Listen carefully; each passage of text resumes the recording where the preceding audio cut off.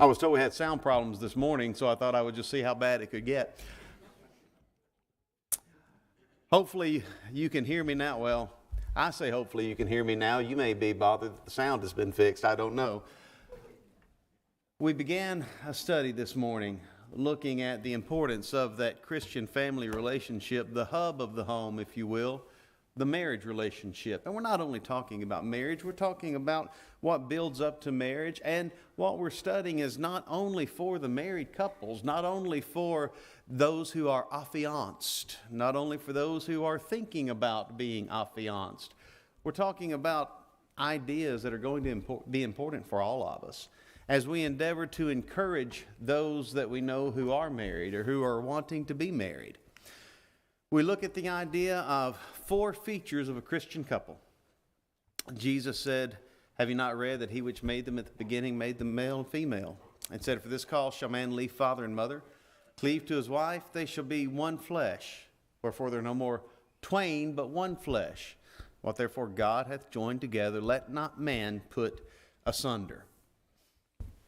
In looking at the home, and looking at this relationship, we noted 4 features that we want to identify. Matter of fact, what we're studying today can be remembered as easily as 4, 3, 2, 1. 4 forms of love. 3 threads of commitment. 2 types of people, and 1 ordained blueprint. The 4 forms of love, as we discussed in depth, that physical love, eros is the Greek word. The family love, storge is the Greek word. Then there's the friendship love, philia would be the Greek word that applies. And then there's the what we might call the full love, agape, the one that's most familiar to us. And when it comes right down to it, the husband views his wife. The wife views her husband as the most stunning specimen, the dearest relative, the closest friend, and the most worthwhile soul this side of heaven. Now, having considered those ideas, we want to go ahead and move forward. 4 kinds of love, we've discussed that. 3 threads of commitment. Now, when we talk about commitment, we want to understand that commitment is intended to last. But 3 threads of commitment, what do we mean by that? Jesus said, man shall leave father and mother, cleave to his wife, the twain shall be one flesh. They are no more twain. They, the 2, are one. What therefore God hath joined together, let not man put asunder. 3 threads. The first, perhaps counterintuitive, perhaps the one that we consider least, but the first area of commitment needs to be commitment to self. Why would we say that? Because Paul did. We think about the words of Ephesians 5, 28 and 29. Paul said, he that loveth his wife loveth himself. Men ought to love their wives even as their own bodies. A man who does not know how to love his own body and care for himself is ill prepared to take care of his bride. And that goes both ways. The woman who does not have an appreciation for her own worth and value is going to be ill prepared to give proper love to her husband. Paul made the point in verse 29 of Ephesians 5 when he said, no man ever yet hated his own flesh, but nourisheth it, cherisheth it, even as the Lord doth the church. What Paul actually said here, if you think about the truth of the statement, no man ever yet hated his own flesh. Well, actually, there are some that have, but not in their right mind. And that's really the point Paul's making. Those that are in their right mind ought to be able to see their own value, their worth, if nothing else, their worth in the sight of God. God so loved the world that he gave his only begotten Son, John 3:16. Or as Paul would put it, Galatians 2:20, he loved me and gave himself for me. The word translated love in Galatians 2:20, agape. The love that says, I love you because you're worth it. If God saw me individually as worth it, I need to see my own value. No, not what I've earned, but my value in God's sight. And as such, maybe that will help me be better prepared to be the spouse I ought to be. It's a sad fact, but nonetheless a true one. You take the young man that has a confidence issue, the young man that never sees his own worth, his own value, but he's a kind soul. And he meets this young lady that just, he swoons thinking about her. And she's finally met someone that just looks at her with an innocent admiration, and she falls for the unpopular boy. And here she is, the one that everyone else is following and chasing and trying to court, but her heart belongs to the one that lacks confidence. Yet he continues to lack confidence even as their relationship grows from courting to engagement to married. And then within a few years, because he continues to lack any kind of confidence at all, why is she with me? Oh, I'm so lucky she's with me. But why is she with me? Too often it's become the case that eventually he starts to think, well, there must be something wrong with her because she's with me. Counselors struggle to count the number of times that infidelity has happened as a result of a mindset that started with that seed of self-doubt, an absence of self-worth on the part of the one who found some kind of fulfillment in the arms of another. The first area of commitment needs to be commitment to self, a realization of personal self-worth and value. We think all the way back to Genesis 2:24 when God instituted the home. For this cause shall man leave father and mother and cleave to his wife. Yes, Jesus quoted that in Matthew 19, but he looked all the way back to God's institution of the home. Man is to be able to leave father and mother, have an esteem of his own, so to speak. When that's lacking in either him or in her, that person's not ready to love someone else. He that loveth his wife loveth himself. But the one that hates himself isn't going to be able to love anyone else. Not truly, not fully, not properly. Oh, can that person be developed and brought along and encouraged? Absolutely. But parents, we have a responsibility to be teaching our young people their own worth, their own value. And we also have a responsibility to be encouraging them to run when they find themselves with someone else that's always self-degrading, that is constantly self-depreciating, because that will pose a great danger in later relationships. Self-worth, yes, commitment to self. And this commitment to self needs to play out in terms of before marriage. I need to be willing to ask myself some questions. First, if I'm wanting to get married, I need to be committed enough to self to ask, is it lust? Is this relationship centered on only physical desires? Because if so, there will be trouble. Is it lust? It needs to be more than that. Is it luster? Luster, you know what luster is. In all likelihood, you've at least heard the word luster in that Christmas poem, "'Twas the night before Christmas." The luster of the new fallen snow, the new fallen snow gave the luster of midday to objects below. Luster has to do with that which shines and glistens. Is it lust or is it luster? That high school quarterback dating the lead cheerleader, and everyone says, oh, you make such a sweet couple, you make such a sweet couple. But when no one else is around, they can't get along, they can't stand each other, they have nothing in common. That Christian couple that everyone encourages, saying, oh, you make such a cute couple, you make such a cute couple. But he has completely different interests than her. And the only reason they're seeing each other is because everyone else says, oh, you make such a cute couple. Well, before long, everyone else's opinions are going to fall short. And it has to be, what kind of relationship do the two have? Is it lust? Is it luster? Or is it love?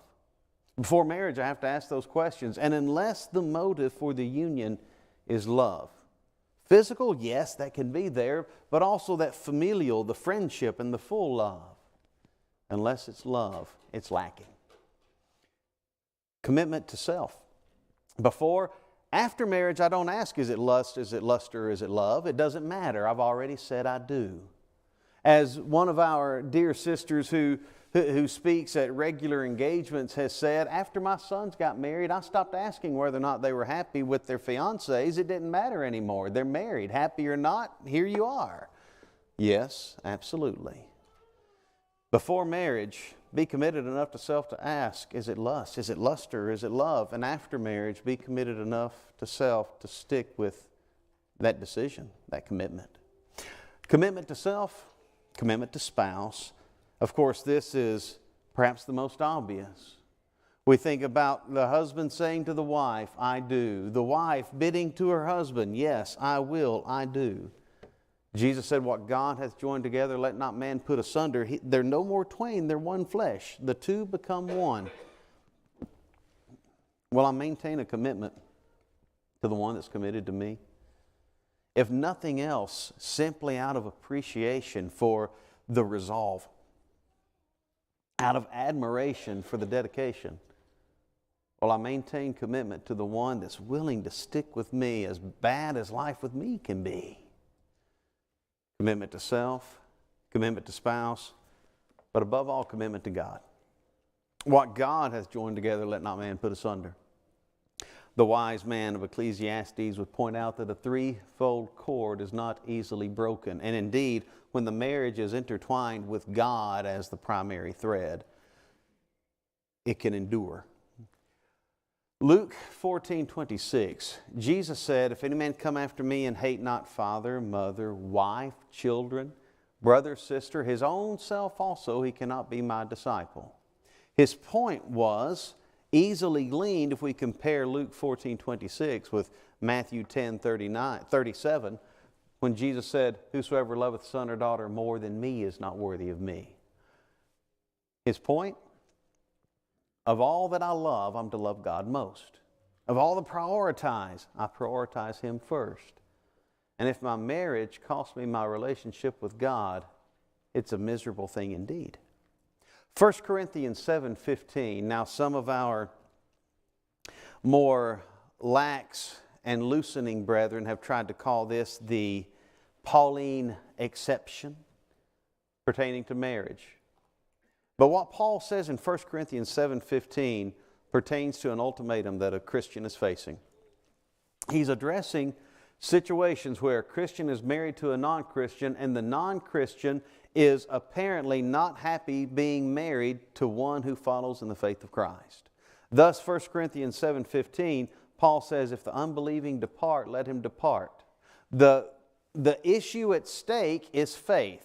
And the unbelieving one has departed. I'm not staying with you if you remain a Christian. It's either your God or me. Paul says, if the unbelieving depart, let him depart. A brother or sister is not under bondage in such situations. Now, the word translated under bondage means enslaved. And the point that Paul made there was at no point, in no situation, in no individual's life, is a person so subject to another that the right thing to do is to walk away from God. No union in this life obligates a soul to turn from God to do what is best. No. 1 Corinthians 7:15 says, if the unbelieving depart, let them depart. It doesn't say you're free to marry whomsoever you will. No, it says you're free to remain with God. Now, we think about these forms of commitment to self, to spouse, and to God. 4 kinds of love. 3 threads of commitment. Commitment is to last and endure. It's been said on the day of the marriage, the bride stands behind the doors, and as the doors open, she looks into the chapel area where the wedding will take place. She sees the aisle. She sees the altar at the front, and then she sees him. Aisle, altar, him. Aisle, altar, I'll alter him. I'll alter him, all right. I'll make him just what I want him to be. Then here's the groom standing at the front. The door's open, and there she is, all adorned in white. She hasn't eaten in 6 days just so that she can fit into the dress. 12 hours spent on the makeup and another 4 on the hair. And he thinks, oh, I pray she never changes. Guess what, buddy? Guess what, young lady? People change. But provided that the commitment to self and commitment to spouse are intertwined with a commitment to God, then every bit of change will be changing together, growing closer together. And that's how it's supposed to be. 3 threads of commitment, followed by 2 types of people. In marriage, there are 2 types of people. No, it's not tall and short. In marriage, there are 2 types of people.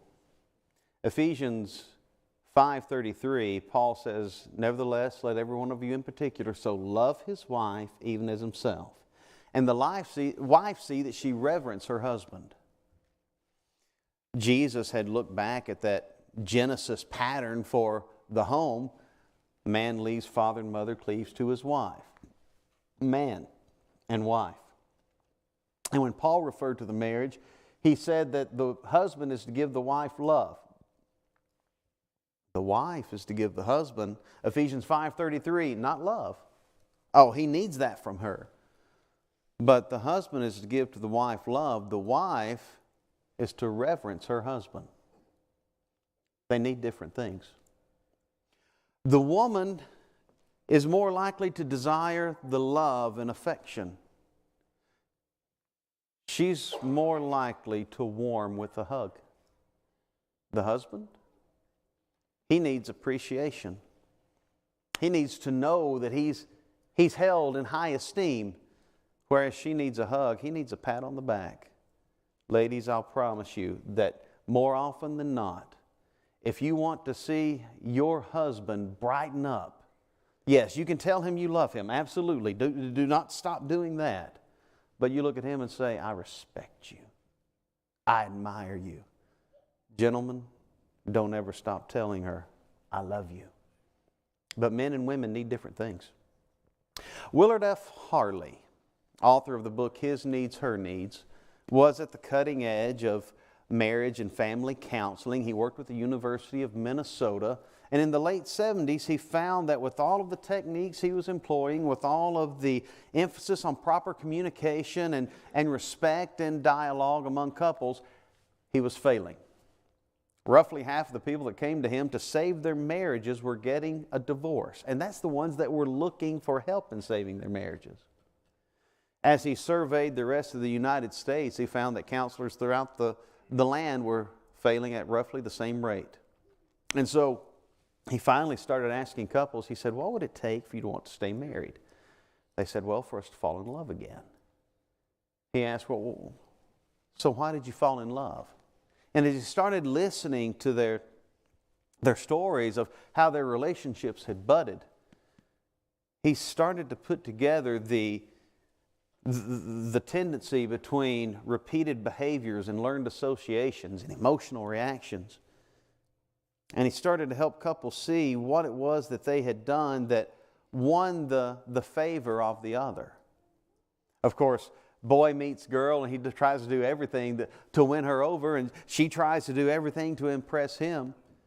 But once they marry and life sets into place, so often they're not trying to impress as much as they're just trying to keep their heads above water and get by. And when they stop trying to impress one another, then the negative reactions come along. Mr. Harley devised what he called the love bank. All of those positive interactions, cha-ching, cha-ching, cha-ching, there's a deposit in the love bank. But when all of those negative interactions outweigh the positive, then you're having withdrawal and withdrawal and withdrawal, and their relationship can drop below the threshold of romantic love. Mr. Harley started investigating what it was that tended to draw the women and gain their favor, what it was that tended to gain the favor of the men. And he found that of the top 10 areas of interest among both men and women, the women's top 5 were the men's bottom 5 and vice versa. In many of these couples, they were trying to save their marriages, but the husbands were doing for the wives exactly what the husbands would have appreciated. The wives were trying to do for the husbands exactly what the wives would have appreciated, and they were fighting against the tide. Instead of him realizing what she needed and her realizing what he needed, They put all their effort into spinning their wheels. Their needs are different. Let's take just a bit to note some primary needs, typically speaking of the bride. Primary needs, typically speaking of the groom. Now please understand that as we examine these, they are absolutely biblical. As a matter of fact, our Lord had given us the textbook on His needs and her needs far beyond far before Mr. Harley ever penned his help book. That being said, as we look at these ideas, keep in mind that individuals are different. Couples are different. And there will be times when primary priorities for men in most couples might actually be a high priority for the lady in this single couple, this unique couple over here. So with these things in mind, understand there may be exceptions to the rule, but consider typically what she needs. A 6-letter word, C-O-U-P-L-E, couple. Each letter will stand for a word. Yes, it's an acrostic. But she needs to be a couple. The first thing she's going to need is closeness. What do we mean by closeness? Well, absolutely that, closeness, and not just physical proximity. Closeness in terms of intimacy? Absolutely. Closeness in terms of spirituality? You had better believe it. As a matter of fact, some of the most strained ladies you will meet are those who have a strong love for God, but whose husbands have no interest whatsoever. Gentlemen, your relationship with your bride is never going to be as strong as it can be when your relationship with your God is in the right place. And we'll have more to say about that in a moment. But she needs to be close physically. She needs to be close spiritually, which means studying together, growing together, spending time reading the Bible together, asking questions, and actually admitting, I'm not sure what the answer to that one is, sweetheart. Sexual, spiritual, and emotional closeness. Emotional closeness means listening to what her emotions are and being able to express what yours are. Ladies, I'm going to let you in on a little secret. We don't know what our emotions are half the time. We really don't. There is a popular movie series that deals with magic and teenagers, but there's a line from one of those films where a teenage girl's talking about the emotional reaction of another teenage girl over a situation, and a young man says, a person couldn't feel all of that at one time. She'd explode. And the young lady says, well, just because you have the emotional depth of a teaspoon. Ladies, I'm going to let you in on a little secret. That's about how shallow every man is, the emotional depth of a teaspoon. Women are able to identify, well, I feel distraught, or I feel detached, or I feel betrayed, or I feel despondent. With men, there are really 3 emotions. There's glad, which means I'm smiling. There's sad, which means I'm frowning. And there's mad, which means I'm fuming. But we don't like sad, because sad indicates helpless. Sad means I can't do anything about it, and I don't want to admit that I'm sad, so even what makes me sad just makes me mad, because with mad I get adrenaline. With mad I feel stronger. With mad, whether I can do something about it or not, I've at least got the want to do something about it. Your husband's emotions will typically range, we're rather binary. It's either smile or steam. Gentlemen, we've got work to do. We have to learn how to say, that made me feel betrayed. That made me feel embarrassed. That made me feel weak. That made me feel helpless. And here's what's fascinating about that. When I'm willing to say those words to my bride, it's amazing to see her reaction to my humanity. She needs closeness, physical, spiritual, and yes, emotional. Now, this closeness is going to mean that there are certain things I don't just take for granted as being nighttime activity, so to speak. Intimacy shouldn't be relegated to 11 p.m. when both are exhausted. Garth Brooks had a song, the chorus of which said, "Somewhere other than the night, she needs to hear I love you. Somewhere other than the night, she needs to know you care. She wants to know she's needed, and she needs to be held tight somewhere other than the night." There's much truth there, whether you like Garth or not. She needs to hear those words. She needs to be told that she's appreciated. And yes, not only does she need it, but she desires it. We think about the words of Song of Solomon, chapter 3, verse 4. The Shunammite said, "It was but a little while I went from them, and I found him whom my soul loveth. I held him and would not let him go." Ladies, you ever feel like that about that man that you've married or desire to marry? You ever just want to embrace him and not let go? Hug him and pet him and squeeze him and call him George as the abominable creature did from the old Looney Tunes? You just want to grip and not release. Gentlemen, that is a common desire when she loves you. Be thankful for it. She needs daily attention, and she needs it face to face. Closeness, openness. Don't shut her out of your life. She is your life.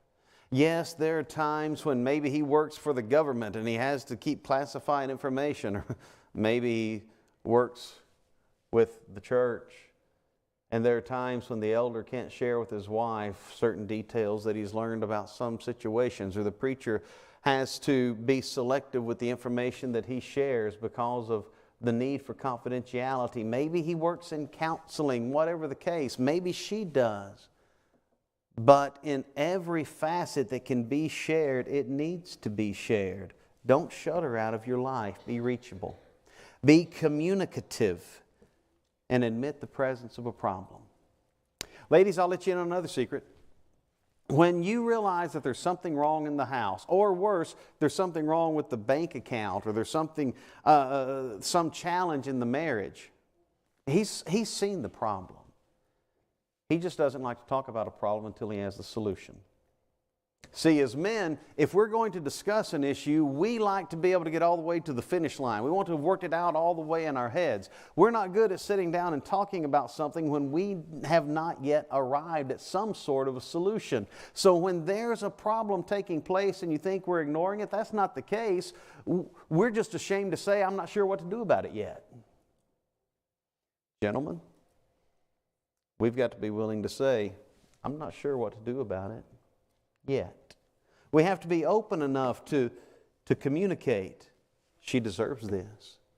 If we want to enjoy the intimacy and the openness that is physical in marriage, then we have to be open emotionally. When Paul said, "Render unto the wife due benevolence, and the wife render unto the husband due benevolence," 1 Corinthians 7:3, that due benevolence, while in the context of the physical, is in no way limited to that. Closeness, openness, and understanding. That's the Hebrew. The word understanding, so often used in the book of Proverbs, carries the idea of looking at something from another perspective. Do we have understanding as we look at the ladies of our lives? She wants to be seen as vulnerable, soft, deceivable. No, she does not want to be seen that way by the world. When she's in her workplace, she wants to be seen as tough, no nonsense, and don't mess with her, she'll get you. But when she's with her husband, when she's at home, she wants to be seen as soft. She wants to be seen as vulnerable. And in word and deed, she wants to be treated that way. Treat her like she's fragile. 1 Peter 3, verse 7, "Husbands, dwell with them according to knowledge, giving honor unto the wife as unto the weaker vessel." Not weaker, she can't lift as much, but weaker, fragile. Ask when you're speaking with her what she needs. Because, gentlemen, let's face it, there are times when we just don't know. I find it interesting that Peter said, "Dwell with them according to knowledge." Peter said husbands can understand their wives. That may have been the only married man that ever said that. The rest of us are saying it's impossible. Husbands, dwell with them according to knowledge. We can understand them. Sometimes we have to ask. Here's one area to try. You've sat down with your wife and she's talking about a challenge that arose during the day. Maybe it was at work, maybe it was in the home. She starts talking about a situation and your mind is working through solutions. You're going to spot the solutions and solve it. You'll be the hero, the knight in shining armor. You'll knock this one out of the park and yes. And then as soon as you spout what exactly needs to take place, your quick quip solution, she looks hurt. She looks put out. She stops talking. You know why that happened? Because she didn't come to you for a solution. She needs to share her emotions and how it made her feel. She's trying to gauge whether or not she should have felt that way over the situation. She's looking for your reaction, yes, but she's not necessarily looking for a solution. And I don't always know which one's which.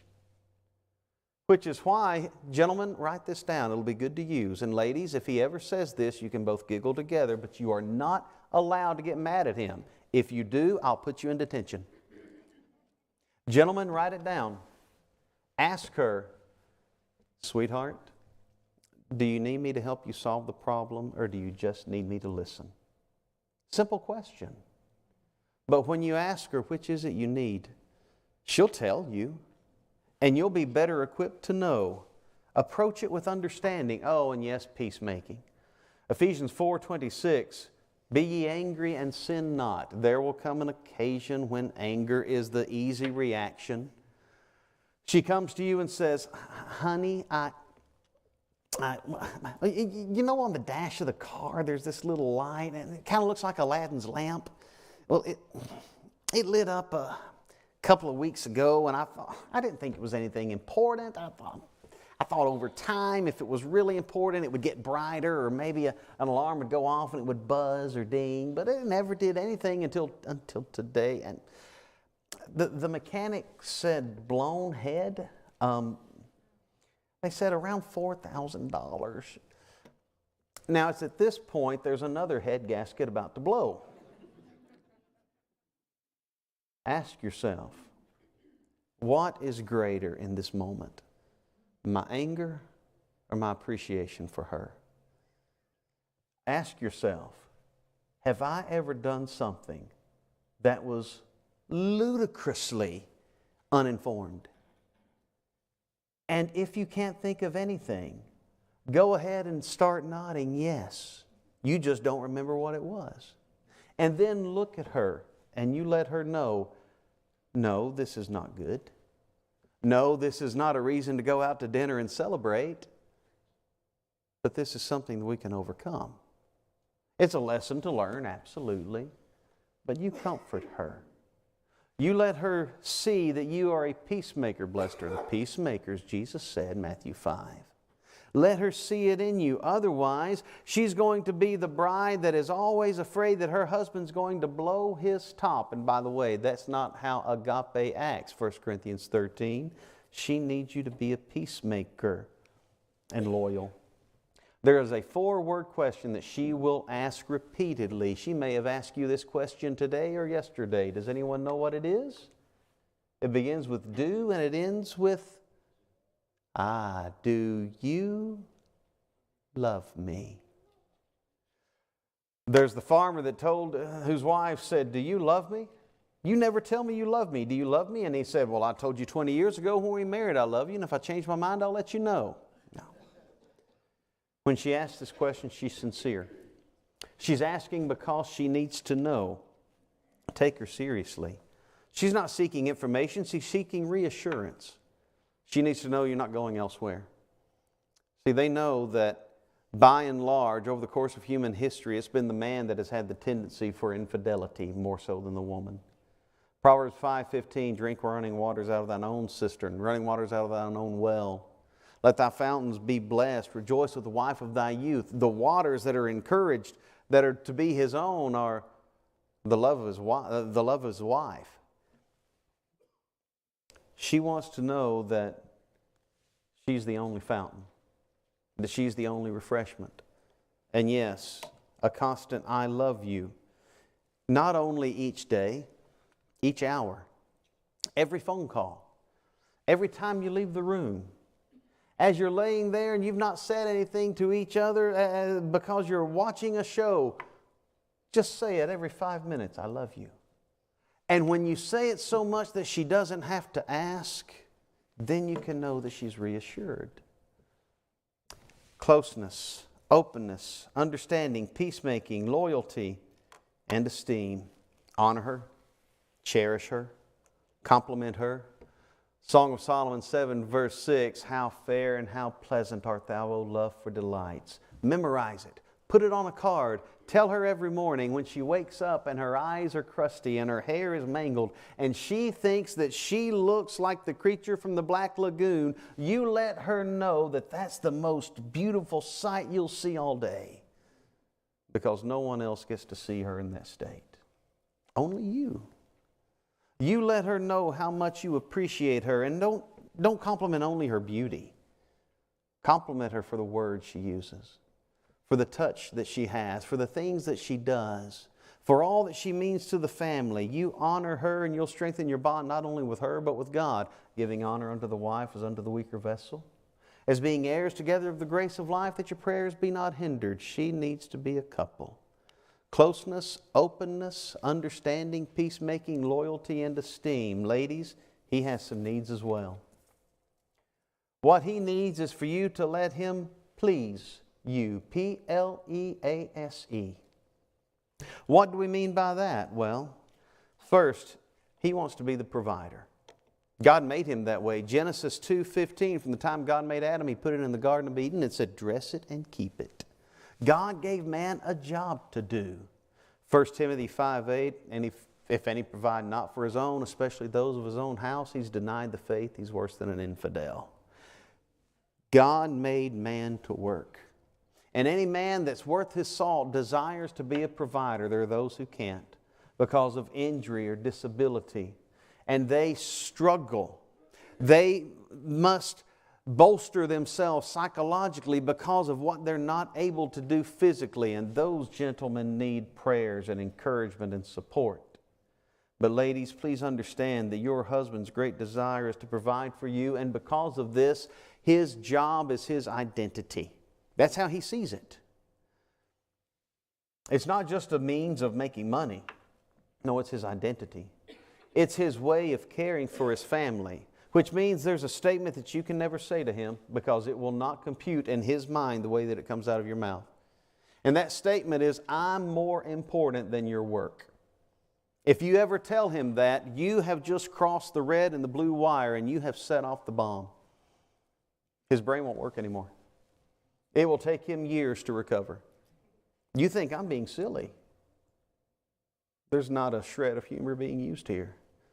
Because when you say, I'm more important than your work, what he hears is you're a failure. Your job doesn't do enough for you to have time with me like you ought to have. You're a failure.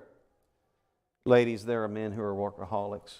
There are wives who are married to such individuals, and they need to sit down and talk with their husbands. Their husbands need to hear, sweetheart, I'm concerned.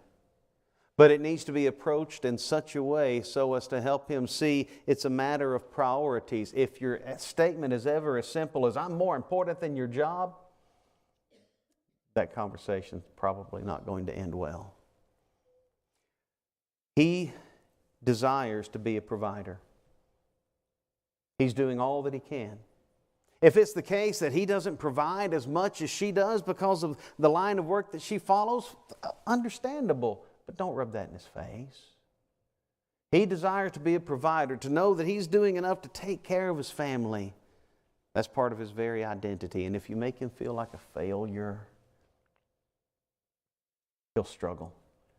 And he won't be the man that you need or the family needs. He wants to be a provider. He wants to be logical. He relies on reasoning and rationale, so let him. Every problem is for him a math problem. 2 + 2 = 4.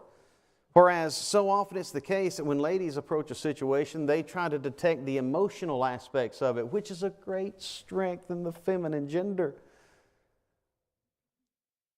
But that female intuition is not always the best solution to a situation. It wasn't in the garden. Eve used ladies' intuition, and notice how that turned out. Adam was not deceived. The woman being deceived was in the transgression, 1 Timothy 2:14. Let him use his logic. Let him use his problem-solving approach and rely on it more than just a hunch, the flip of a coin inside the mind. Now, because he uses logic, that means he's gathering information. And because he's gathering information, that means he's going to be asking questions with almost a childlike truth. Gentlemen, I'm about to give an example of a question that sometimes is asked. You're not allowed to ask it. If this question ever comes out of your mouth, I will not hesitate to encourage her to grab a rolling pin and show you its secondary purpose. But if he ever asks a question with the same kind of unthought background as, sweetheart, have you gained a little weight recently? By the way, you can't use that one now. That one's off the table. He's just gathering information. Maybe the question was, why is this meatloaf drier than the last one? By the way, sweetheart, that was a great meatloaf today and it wasn't dry at all. But if he ever asks a question of that sort, he's not trying to be mean. If your female friends ask a question like that, you know they've got ulterior motives and they're trying to put a pot shot across. No, not him. He's not that smart. Our minds just don't work that way. We're just trying to gather information. So when he does so, look at him, realize he's being analytical, not mean, and say, sweetheart, do you know how that question made me feel? That way, the next time around, he'll think about the emotional aspect, which we as men are less prone to consider as compared to you ladies. Let him be logical and help him when the logic misses the emotion. Provider, logical, and yes, he needs your esteem.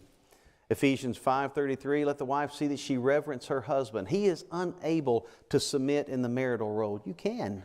God designed you for that. Wives, submit yourselves to your own husbands as unto the Lord. For the husband is head of the wife, even as Christ is the head of the church.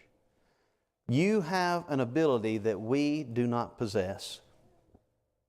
But at the same time, in that ability comes the ability to determine how well he leads.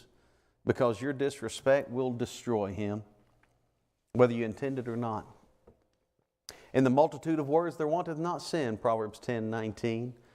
And the words you use in communicating with him will have a great impact on the way that he leads the home in the future. Provider, logical, esteem, and authority.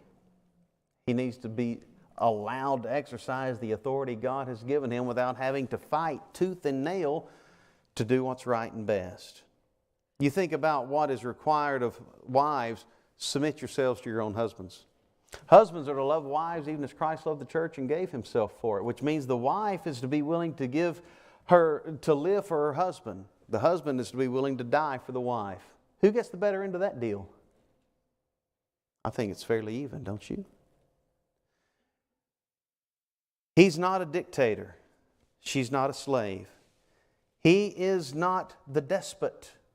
She is not the populace. He does not sit back on a lounge chair and expect her to wave an olive branch or a palm leaf. No. It's simply a structure of leadership in the home so that the home can be as strong as God intended it to be. And when those occasions arise, when you strongly disagree, and they will arise, please ask this question. Trusting that you married a man that is a good man, do you think he enjoys making you mad? Really, do you? Because if you married a man that wakes up and says, I'm going to see how I can get on her nerves today, well, that's a sad home. And if he ever has to make a decision that is contrary to what would be most pleasing to you, realize that those are the hardest decisions of his life. Because all he wants to do is see you smile. And when he knows that you do not agree, unless it's sinful, don't second guess. Because he needs your support. Oh, and by the way, on those occasions when he makes a difficult decision and it doesn't turn out the way it was intended, the words, I told you so, ought never be used. Provider, logical, esteem, authority, and shoulder. Song of Solomon 8, verse 5. Who is this that cometh from the wilderness, leaning on her beloved? Ladies, how many of you love to lean your head on his shoulder? I'm here to tell you, He loves the feel of your head there as much as you like to put it there.